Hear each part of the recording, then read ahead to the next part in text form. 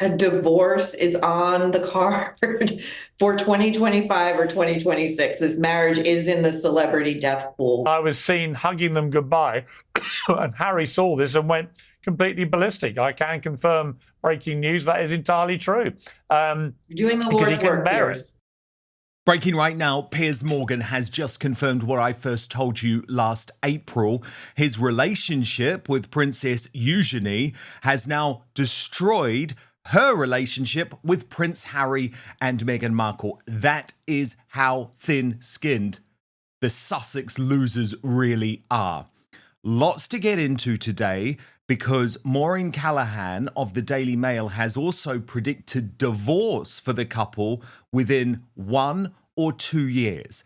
Then we'll get analysis from Prince Harry's biographer, our royal mastermind, Angela Levin. But first, let's look at what happened when Maureen Callahan spoke about exactly what she's hearing stateside about the status of this failing marriage between H&M. The view in America is that a divorce is on the card for 2025 or 2026. This marriage is in the celebrity death pool. They have been choked off of any and all information pertaining to the royals. And it is so dire that Harry only learned that King Charles had been hospitalized for complications due to his cancer treatment on the news. Meghan is busying herself over here with launching podcast number 2, which nobody wants to listen to, with prepping her jams and preserves for sale at Netflix stores in a couple of malls in this entire country.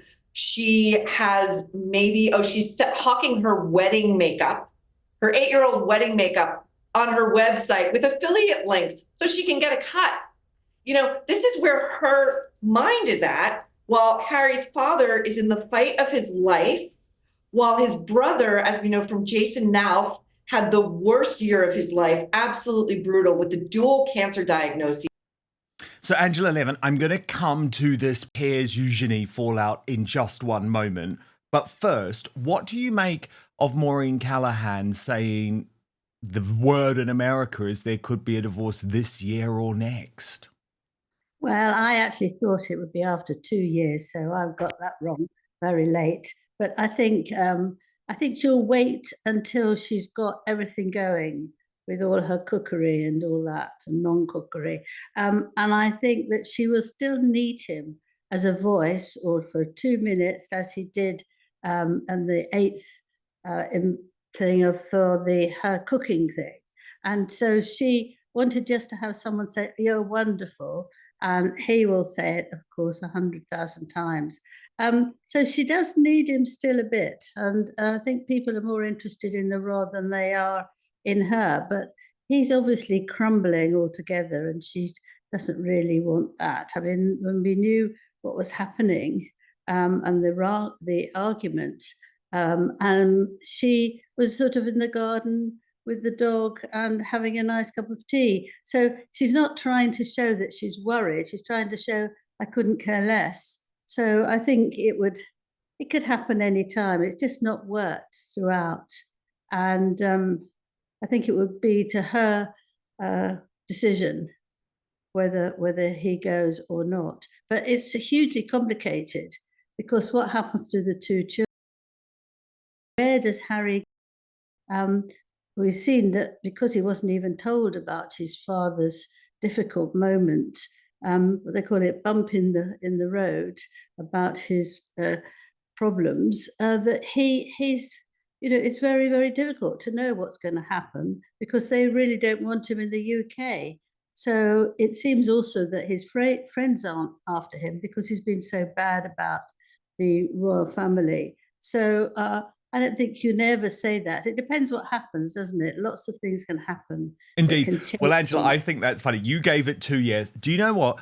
I've always given it 10 years because there's going to be a degree of Harry desperately trying to make things work because no one wants to be away from their young children. However, the way that Meghan continues to put huge issues between Harry and his family. I actually think, Angela, I'm going to use this word, it's twisted. It's evil. Eugenie was pretty much the one person in the royal family who was a bit of a conduit, a bit of a go-between between Buckingham Palace and Montecito. But because of this friendship with Piers Morgan, that is now all over. I first reported on this last year. However, Piers has now confirmed it on his YouTube show, Uncensored Watch. Yes. Got nothing to do with himself. The reports are that he is lonelier than ever in Montecito. He has no friends. He has zero relationship with his family. We just read that he cut off Eugenie, Princess Eugenie. And so what is he going to do with all this unstructured time? Hang on, that was, I'm glad you mentioned that. On how many ways his life has gone wrong.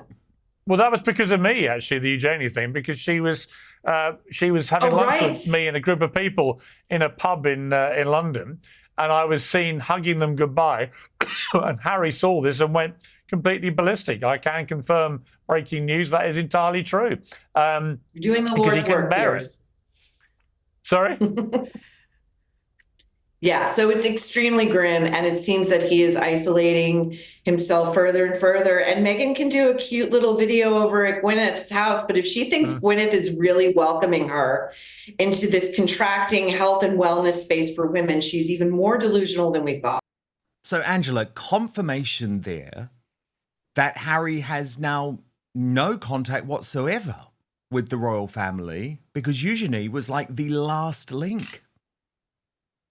Yes, she absolutely was. And partly because she's a very caring person, and she used to mend arguments and make everything all right for quite a long time. And she felt very much for Harry and with Meghan, and that she tried to be very nice. But if you're a mother with two children, which she now is, she's not going to let someone tell her who she can and can't have a drink with in a place, in a club, or and of course, so because there were other celebrities there, like James Blunt. There were a few of them there, all together, chatting away, having a drink, enjoying themselves. Now, you know, the great Meghan is not going to stop people doing that, and I imagine that Harry was furious with her because she's upset Meghan.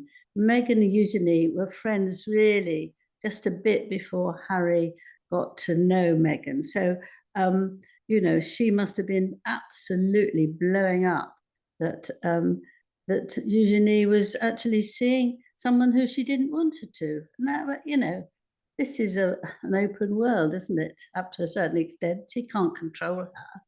No, of course not. And that's Piers with his lovely wife, Celia Warden, the Daily Telegraph columnist, a really great person, but also someone who is helpful for Eugenie and Beatrice to have communication with. You know, they're operating in London. They've got to do what's right for their life and their career.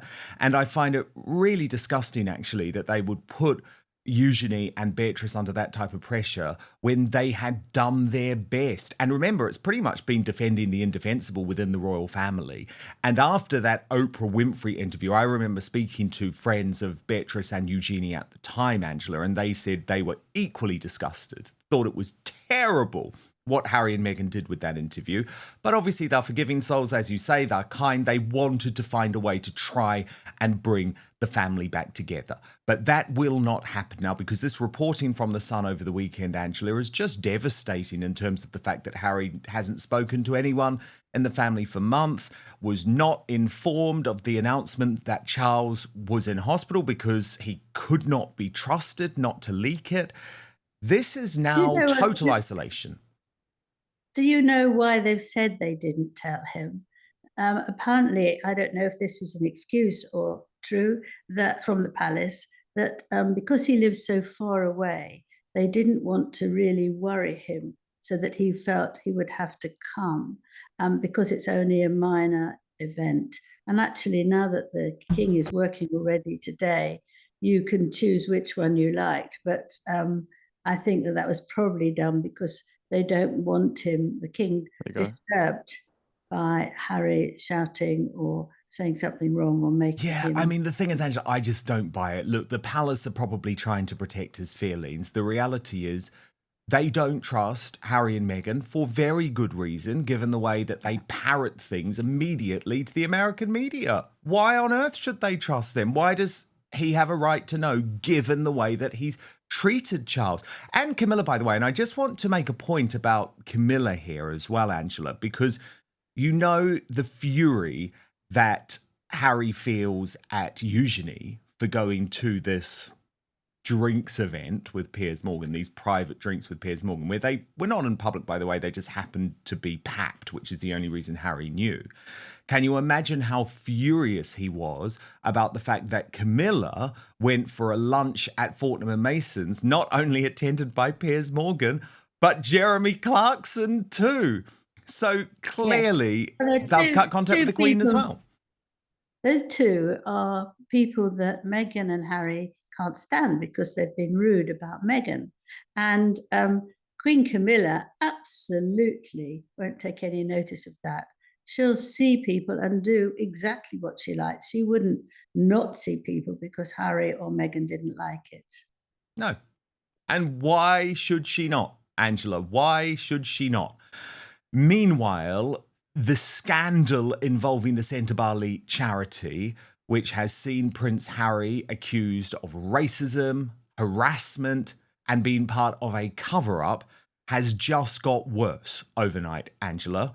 He has now been thrown under the bus by one of his allies, one of Meghan's allies, which I'll come to in just a moment. But one of his current friends, I would argue, has done him a real disservice by speaking to the Daily Mail and claiming that he's speaking on behalf of Prince Harry, and actually, I think, making the situation a whole load worse. So let me take you through this, Angela. It's Alex Rayner.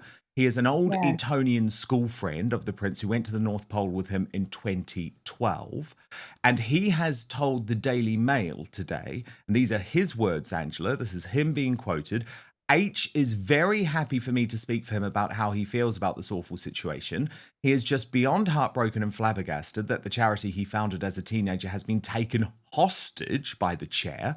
It feels tantamount to a hostile takeover. But then this is where it gets really bad, Angela. He says, it feels like Dr. Sophie Chandoka had her nose put out of joint because she was not the most important woman of colour on the stage. There is an undercurrent of stink here because Meghan showed up and it is coming from her.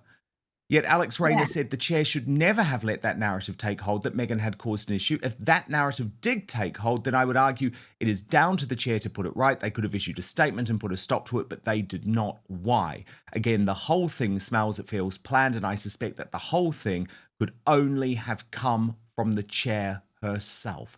Well, to me, Angela, that is totally tone deaf, really, really terrible. And I just want to show you a new clip, Angela, as well, which shows Meghan acting like a mean girl on the day of the charity event. See that there? That's with her best friend. She completely ignores Dr. Sophie Chandoka and goes to hold the hand of her best friend. Come on. Who's in the wrong here? It's pretty damn obvious to me. And I don't think Alex Rayner, speaking on behalf of Harry, has made this any better. Do you? No, I think it's made it worse because he's also said that probably Sophie was jealous of Meghan. Oh. She's actually jealous of Meghan. And of course... And we know it's the other way around. It's so obviously the other way around. But this was said too, if you remember, that Catherine was also jealous of Meghan. And she seems to think that's the way she gets out of it. If people criticise her, one way out is to say, well, they're jealous of me. You know, I'm beautiful, I'm clever, I'm the most amazing woman everybody's ever known. And it's very interesting. But I think it was very badly done. And that picture beforehand, when she grabs her friend's hand and absolutely ignores Dr. Sophie Chandoka, is absolutely unbearably rude. Now, we all know that if you don't like somebody, that's fine. You just nod your head, hello, and move on. but you don't actually make it obvious that you want nothing to do with you, and I've got a friend here and you haven't. But what's really annoyed me since the moment it was done was actually squashing her in the queue. I mean, she's done nothing, Meghan, with the polo, absolutely nothing. She wasn't involved in it, not at all. And to sort of push her, so she has to feel so ashamed, but by going underneath the award and then sit there because the great Meghan doesn't want to on one side or other side of her husband. Now, to do that in front of thousands of people really says to you something very serious about a woman like that.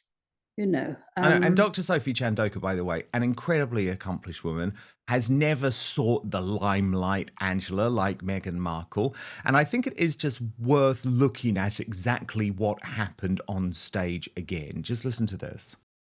But first, we've been told our whole lives that wrinkle creams were the easiest way to look younger. Now, one doctor says that's nothing but old news. According to Dr. John Lake, the world-renowned Beverly Hills beauty expert, most wrinkle fixes on the market are nothing but glorified moisturizers. They hardly make a dent on your appearance. Some can even be harmful to your skin, he said. Recently, Dr. Lake has focused his attention away from mainstream cosmetic practices. Why? So that he can pursue a revolutionary anti-aging breakthrough, one that some experts say could empty the wallets of the cosmetic industry. It's almost like Photoshop for your face, he says. You may even be mad after seeing how easy it is to visibly erase your wrinkles from view. His personal clients have dubbed his new do-it-yourself technique the age rewinder method because it can take years or even decades off your appearance in under 2 minutes. In light of this amazing breakthrough, Dr. Lake has released a step-by-step video to the public. It's free and uninterrupted, where he outlines exactly how to use this simple solution from home. And he says if it even helps one person look younger or feel more confident, he'll be thrilled knowing he helped. The video has since gone viral. At first, it was shared by users on Facebook, but since then, it's racked up over 2.3 million views and counting. So far, the comments and feedback have been outstanding, with thousands of women reporting they look decades younger. One viewer even commented, "Best results of anything I've used. I can't believe how well this works. I'll never stop using this. I don't understand how it works, but the results are great. Thank you." So you can find out more about this yourself right now. Go to bhmd1.com/outspoken or click on the link in the description box below. That's bhmd1.com/outspoken. Now, there is one thing Dr. Lake asks from his viewers. If watching this video helps you look and feel younger than you have in years, then please share this video with your friends and loved ones. Together, we have the power to help as many women reclaim a youthful look as possible.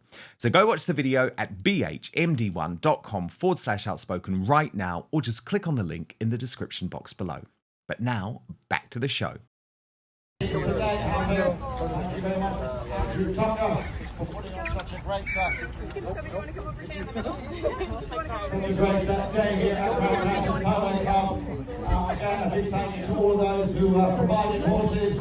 Now, she humiliated Dr. Sophie Chandoka. It was obvious she didn't want her standing next to Prince Harry.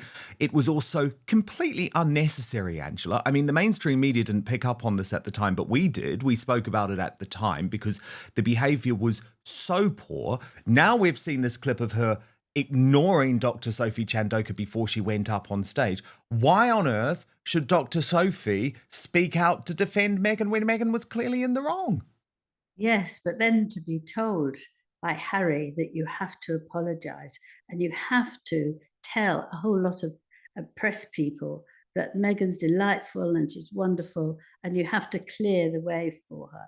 And she said, quite rightly, Dr. Sophie said, no, I'm not going to. I'm not a part of your PR. And that's quite right. I mean, she's a very educated woman, and why should she do that? It's not her job. But that's how things have got between them and what Meghan feels. And as time goes by, towards maybe these 5 or 6 years wedding, that she's now grown so big-headed that she won't see anything what it really is like. It's all about what a genius she is, and we all know she's not. And she couldn't care less about anybody.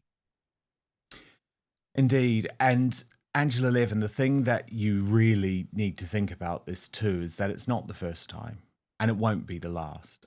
Queer No. Lips of Truth, which is doing some really, really good work on X at the moment, put this list together, Angela. Think about all the people Prince Harry has pressured to issue statements about his wife, who always leaves many crying in their wake. And look at the list, Angela. The New York Police Department, Archewell staff, South African staff, Australian staff, Buckingham Palace staff, Kensington Palace staff, Centre Bali, Invictus Games, Gavin Newsom, Uvalde survivors' family. I mean, there is such a track record here. And then you can be like us, a line or two down, that we get attacked by this, by them through the things that they write and the emails that they sent, which are actually also extremely rude. They don't upset me because I take no notice of them. I'm sure you're the same, but actually they would do it to anybody who doesn't agree with Meghan. Do what you're told from Meghan and listen to Harry, because he's the one who deals with the nasty bit, who has to tell people. She doesn't do it herself. If you notice that she's often, not concerned as if it hasn't happened. But of course it has happened, but she sends it off to someone else, and then Harry sent it off to someone else. And we're not going to take it anymore. It's so clear what she's like. And it's just not worth fighting too hard, because she's actually making herself just a sort of stupid woman, really. Indeed. And of course, Angela, you are referring to the fact that Prince Harry sent this unpleasant and imperious message to the charity boss, as reported by the Daily Telegraph tomorrow. A couple of other good pieces on this that I've seen, Angela. Melanated Mona posted on X, Buckingham Palace continues to hide the bullying allegations. The child you refused to teach good manners and covered up his atrocities at every turn will be taught the home training he lacks outside. It's already happening. And I do think Buckingham Palace will come under increasing pressure over that bullying report. Yes, I'm sure they will. He is actually a continued nuisance now, isn't he? Yeah. And there's nothing they can do about it, really. But he was brought up nicely. He had very good manners, but now it's all aggression. You see, if you're really aggressive, you're not going to have good manners, because that's a waste of time, and you're not going to try and pretend that they're nice, or you want to work together and understand and compromise. Oh no, it's, I demand. I think that's what made Dr. Sophie Chandorkar feel very angry. He wasn't there to demand what she had to do and what she had to say. And this was very rude when he decided to stand down last week and didn't tell her. And so nobody knew, any of the 500 people who work there at the charity. And that is really bad manners. And so it was leaving her with a terrible mess and a terrible discussion to have. And he couldn't have cared less about it. So I think he's into this, never mind you, this is just about me, but more importantly about Meghan. Very good point. Richard Palmer, the former Daily Express royal editor, had posted about this, Angela. Can Prince Harry's Southern African charity, a key part of his legacy, survive without him? And Lesotho's Prince Siyiso, a weekend read, which he had reported on the clash over culture and money at Centre Bali, that has left even those who fell out with him feeling sad for Harry. But according to Taz, responded to that saying, I don't feel sad for Harry at all. I feel sad for the children Centre Bali is meant to help. It looks as though Harry and Meghan's decision to attack the royal family so publicly for monetary gain has had a ripple effect on donations going to Centre Bali. And that is the truth, isn't it, Angela? All of these people talking about Prince Harry's mental health. What about these poor, underprivileged young people in Lesotho and Botswana, some of the most deprived parts of the world, where Harry's behaviour has directly impacted the ability for the charity to make money? And let's be honest about it, Angela, not just Harry's behaviour, Meghan Markle's behaviour too. Yes, well, she hasn't even been there. I mean, no, and Dr. Sophie had to beg Harry to go. By the way, he hadn't been for 5 years. 6, I think, wasn't it? 6 years. I mean, it's crazy. Yes, but Meghan refused to go, and all this talk about she loves Africa and all the talk about looking after children. Why didn't she go? Why didn't she go with Harry? Very important. This is one of the huge things that meant an awful lot to him. So, as a wife, she should go there. But if she wants to make, some strawberry jam instead, it doesn't look good, does it? It doesn't look good at all. It doesn't look good at all.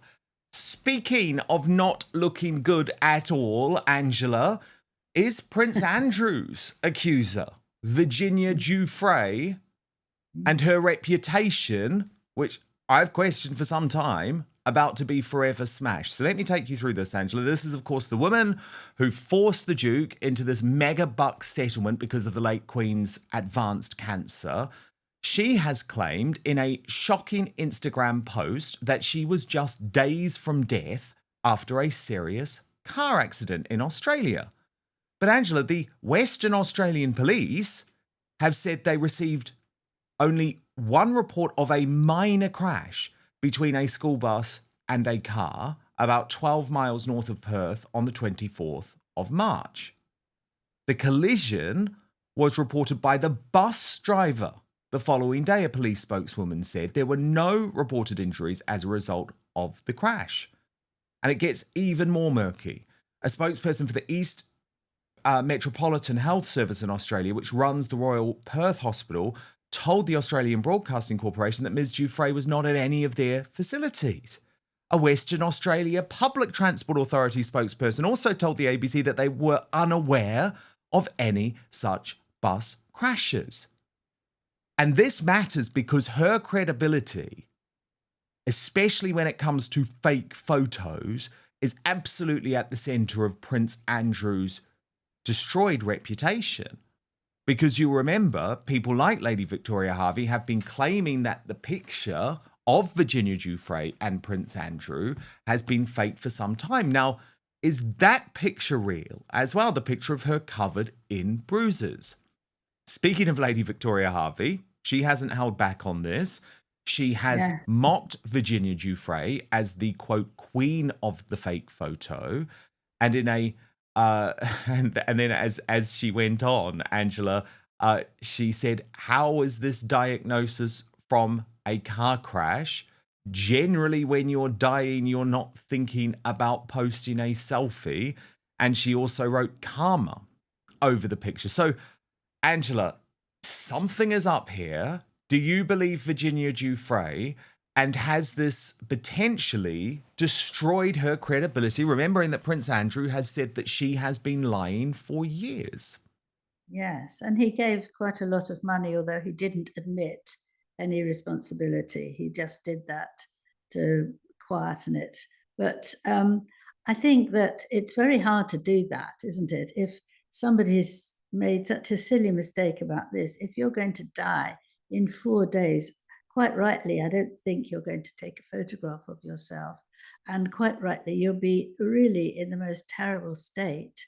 But she was going to be moved to another hospital where lots of examinations and things would have been taken for her. But the police have said there was no real hurting and that she was all right. And so you then start thinking a bit more broadly, and your mind goes, well, if she said something wrong here, maybe there are other places where she made a wrong saying. So she's no longer married to her husband. And she actually said when she did this first picture with all the terrible bruises, that she wants to see her 3 children before she dies. Apparently they don't have anything to do with her. So this is a terrible moment for her. Perhaps she really wanted to be in the public's eye. But I think if that's so, she's really done it very badly and doesn't make any sense. There's another thing that doesn't make any sense. It's a no-sense day. Oh my goodness, this could be absolutely intriguing. This could be the moment that Prince Andrew is able to claim, actually, yes, I made mistakes with Jeffrey Epstein, my friendship with him, but actually, I've been right on Virginia Giuffre. So let's see. There's much to emerge on this story, but I will be keeping a watching brief, that is for sure. Angela Levin, our royal mastermind, thank you so much. Thank you so much for watching Dan Wootton Outspoken. Please click on my face just to the bottom left to subscribe to this brand new independent news source and turn on the notification bell so you'll be alerted to our brand new live shows, uncancelled interviews, and special royal episodes. Outspoken is also now available as a podcast, so you can listen to the show every weekday on the go, wherever you are.